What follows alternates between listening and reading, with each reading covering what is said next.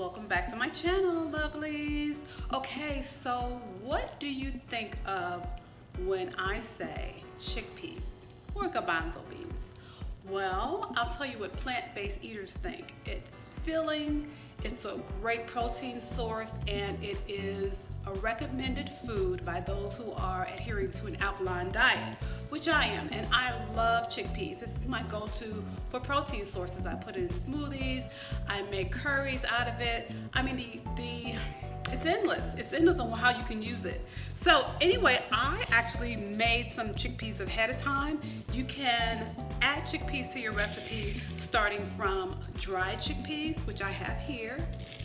Now what you have to do if you're making them from dried chickpeas, you have to soak them overnight, or you can do the quick cook method, which is putting them in a pot, covering with water about an inch over the beans, letting it boil for about 3 to 5 minutes, take it off the heat, put a lid on it, and then let it do its thing for about 1 hour. Now they won't be ready, but they'll be they'll be prepared as if you've soaked them overnight. So then you can drain them and then start the cooking process. So I've already done that, and this is what they look like after they've been fully cooked. So now they're ready to be added to this recipe. And the recipe that I'm making today is a Tuscan garbanzo bean spread dip. I couldn't think of what I wanted to call it because it's so many different things. It's garbanzo beans, it's garlic, it has spinach folded in at the end, it has tomatoes in it,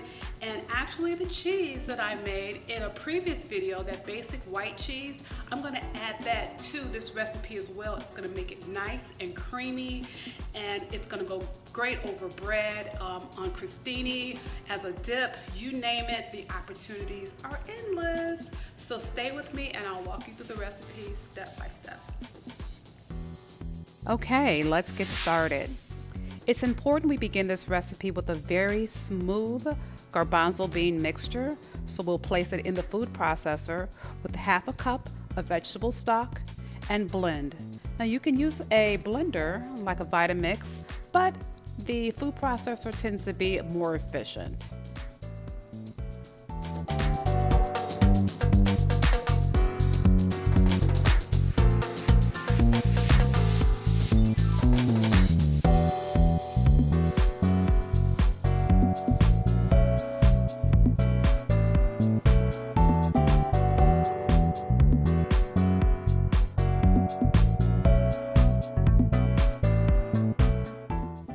Next, we'll heat our pan and add to it 3 tablespoons of grapeseed oil. And next we'll add 2 cloves of garlic, minced, followed by a half teaspoon of black pepper and a half teaspoon of smoked paprika. Now, some people like to add these spices toward the end of the recipe. I actually like adding it to the oil because it heightens the flavor. So when you add your spices, add it to the oil and blend for about 1 minute before adding the next ingredient.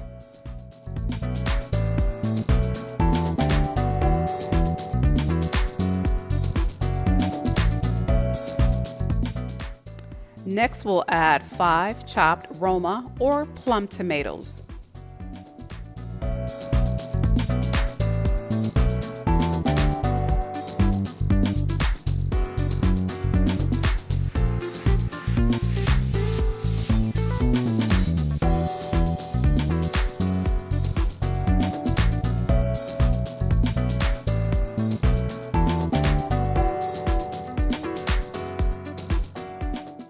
Next, we'll add the garbanzo bean mixture to the tomato mixture, followed by 4 cups of spinach.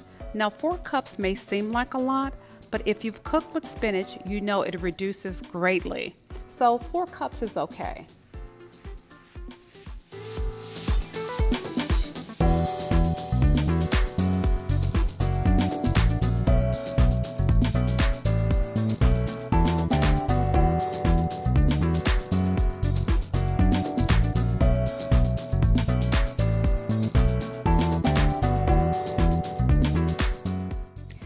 After you fold it in the spinach, we'll add 3 tablespoons of flat leaf parsley, chopped.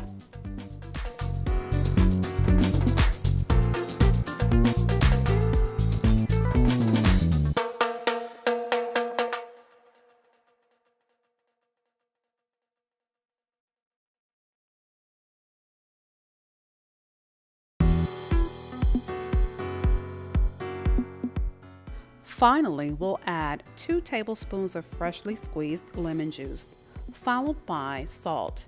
You can adjust your seasonings here to your desired tastes.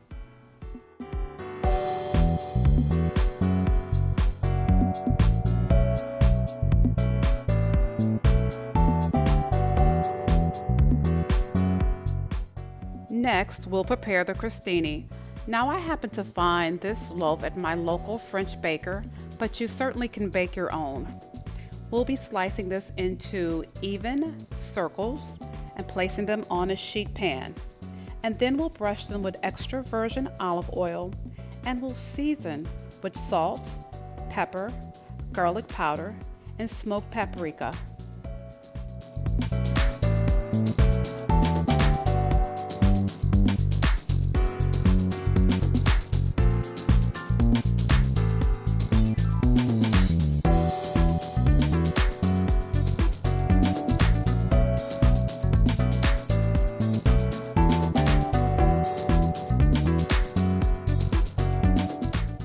Now we'll give the mixture a final stir.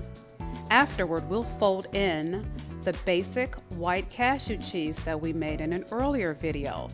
Do not skip this part. This is an important element to this recipe. After folding it in, just make sure it is mixed in and blended thoroughly. The cheese will give it a nice, zesty, creamy texture, and it'll add a pop of flavor.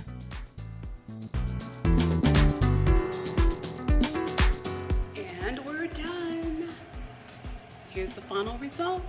So here is your garbanzo beans, which we processed in the food processor, and we blended it with that basic white cheese recipe with tomatoes and garlic and a little curry powder, salt, pepper, and fresh spinach.